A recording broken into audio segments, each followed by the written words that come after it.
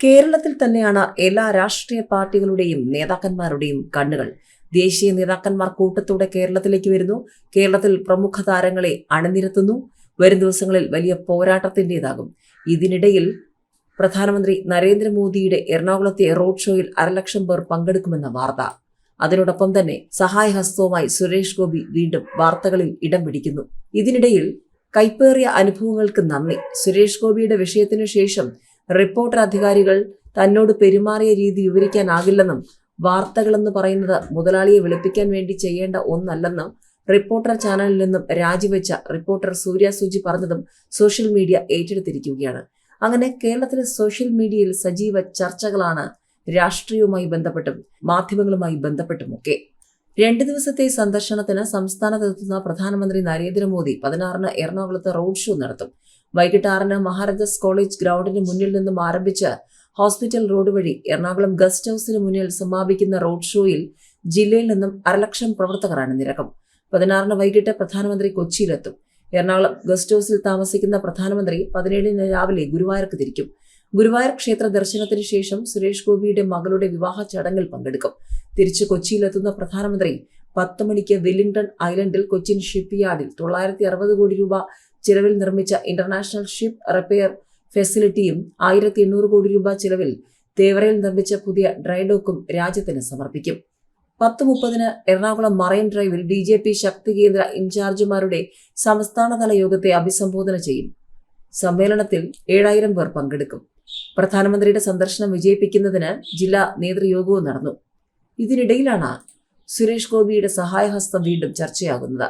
Bank വായ്പ നിഷേധിച്ചതിനെ തുടർന്ന് ആത്മഹത്യ ചെയ്ത കർഷകൻ KG പ്രസാദിന്റെ കുടുംബത്തിന്റെ മുഴുവൻ സാമ്പത്തിക ബാധ്യതയും നടനും BJP നേതാവുമായ സുരേഷ് ഗോപി ഏറ്റെടുത്തു. പ്രസാദിന്റെ വീടും വസ്തുവും ജപ്തി ചെയ്യാൻ പട്ടികജാതി വർഗ കോർപ്പറേഷൻ നോട്ടീസ് നൽകിയത് സംബന്ധിച്ച് വാർത്ത BJP പരിസ്ഥിതി സെൽ സ്റ്റേറ്റ് കോ കൺവീനറും അപ്പർ കുട്ടനാട് കാർഷിക വികസന സമിതി ചെയർമാനുമായ ഗോപൻ ചെന്നിത്തല സുരേഷ് ഗോപിയുടെ ശ്രദ്ധയിൽപ്പെടുത്തിയതിനെ തുടർന്നാണിത്. സുരേഷ് ഗോപിയുടെ നിർദ്ദേശാനുസരണം ഗോപൻ ചെന്നിത്തല പട്ടികജാതി വർഗ വികസന കോർപ്പറേഷനിലെത്തി പ്രസാദിന്റെ ഭാര്യ ഓമനയുടെ പേരിലുള്ള സ്വയം തൊഴിൽ വായ്പ പലിശയും കുടിശ്ശികയും ഉൾപ്പെടെ തിട്ടപ്പെടുത്തി. മുഴുവൻ പണവും അടയ്ക്കുമെന്നും ഗോപൻ ചെന്നിത്തല അറിയിച്ചു. സുരേഷ് ഗോപിയുടെ ഓഫീസും ഇത് സ്ഥിരീകരിച്ചു. മൈക്രോ ഫിനാൻസ് ലോണുകളും പലിശകൾ കടങ്ങളും ഉൾപ്പെടെ മുഴുവൻ ബാധ്യതയും തീർക്കാമെന്ന് സുരേഷ് ഗോപി സമ്മതിച്ചിട്ടുണ്ട്. പ്രസാദിന് പണം കടം നൽകിയവരുടെയും മൈക്രോ ഫിനാൻസ് കമ്പനികളുമായും ബന്ധപ്പെട്ട ബാധ്യതകൾ തിട്ടപ്പെടുത്തി ഇടപാടുകൾ തീർക്കും. സുരേഷ് ഗോപിയുടെ നിർദ്ദേശാനുസരണം ഗോപൻ ചെന്നിത്തല തകഴി കുന്നുമ്പയിലുള്ള വീട്ടിലെത്തി ഓമനയും മക്കളെയും കണ്ട് കാര്യങ്ങൾ ധരിപ്പിച്ചിട്ടുണ്ട്. ഓമനയും കുടുംബവും പണമടയ്ക്കാനായി ഗോപൻ ചെന്നിത്തലയ്ക്കും BJP നേതാക്കൾക്കുമൊപ്പം ആലപ്പുഴയിലെ പട്ടികജാതി വികസന കോർപ്പറേഷൻ ഓഫീസിലെത്തും. ജപ്തി നോട്ടീസ് കിട്ടി എന്ത് ചെയ്യുമെന്ന് ഒരു എത്തും പിടിയുമില്ലാതിരിക്കുമ്പോഴാണ് നിരവധി പേർ ആശ്വാസവുമായി എത്തിയത്. മുംബൈയിൽ നിന്ന് സുരേഷ് ഗോപിയുടെ ആരാധകൻ കുടിശ്ശികയായ 17,600 രൂപ ഗൂഗിൾ പേയിൽ തന്നു. ഈ പണം കോർപ്പറേഷനിൽ അടയ്ക്കാൻ പോകാനിരിക്കെയാണ് ഗോപൻ ചെന്നിത്തലയും സുരേഷ് ഗോപിയുടെ വാഗ്ദാനം അറിയിച്ചത്. ഇതിനിടയിൽ റിപ്പോർട്ടർ ചാനലിലെ റിപ്പോർട്ടർ സൂര്യ സുജി ചാനലിൽ നിന്ന് രാജിവെച്ച വാർത്തയും ചർച്ചയാവുകയാണ്. ഗരുഡൻ സിനിമയുടെ പ്രൊമോഷനുമായി ബന്ധപ്പെട്ട തൃശൂർ ഗിരിജ തിയേറ്ററിലെത്തിയ സുരേഷ് ഗോപിയുടെ സൂര്യ സുജി ചോദ്യം ചോദിച്ചപ്പോൾ അദ്ദേഹം രോഷാകുലനായത് വാർത്തകളിൽ ഇടം പിടിച്ചിരുന്നു. ആളാവാൻ വരരുത് എന്ന് സുരേഷ് ഗോപി മാധ്യമപ്രവർത്തകയോട് പറയുകയും തുടർന്ന് സംസാരിക്കണമെങ്കിൽ മാധ്യമപ്രവർത്തകയോട് മാറി നിൽക്കാൻ പറയണമെന്ന് മറ്റുള്ളവരോട് പറയുകയും ചെയ്തിരുന്നു. ഉടൻ തന്നെ സൂര്യ അവിടെ നിന്ന് മാറുകയും ചെയ്തിരുന്നു. താൻ ആളായതല്ല, ആർജവത്തോടെ ചോദ്യം ചെയ്തതാണെന്നാണ് സൂര്യ അന്ന് പ്രതികരിച്ചത്.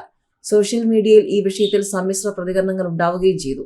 ഈ സംഭവത്തെ തുടർന്ന് മാധ്യമപ്രവർത്തകയെ കൊച്ചിയിലേക്ക് സ്ഥലം മാറ്റിയിരുന്നു. പിന്നീട് തനിക്കുണ്ടായ അനുഭവവും സൂര്യ സുജി പോസ്റ്റിലൂടെ വിവരിച്ചിരിക്കുകയാണ്. സൂര്യ സുജി കുറിച്ചിരിക്കുന്നത് ഇങ്ങനെയാണ്: റിപ്പോർട്ടർ ചാനലിൽ നിന്ന് ഇറങ്ങി ഒട്ടും പ്രൊഫഷണൽ അല്ലാത്ത ഒരുപറ്റം കോമാളികൾ നയിക്കുന്ന ചാനലാണ് റിപ്പോർട്ടർ. നിസ്സഹായരായ മനുഷ്യരാണ് അവിടെ ജോലി ചെയ്യുന്നത്. ഒരു കൂട്ടരാജി ഉടൻ തന്നെ ഉണ്ടാകുമെന്നത് ഉറപ്പ്. സുരേഷ് ഗോപിയുടെ വിഷയത്തിനു ശേഷം റിപ്പോർട്ടർ അധികാരികൾ പെരുമാറിയ രീതി വിവരിക്കാനാകില്ല എന്നാണ് സൂര്യ സുജി കുറിച്ചത്.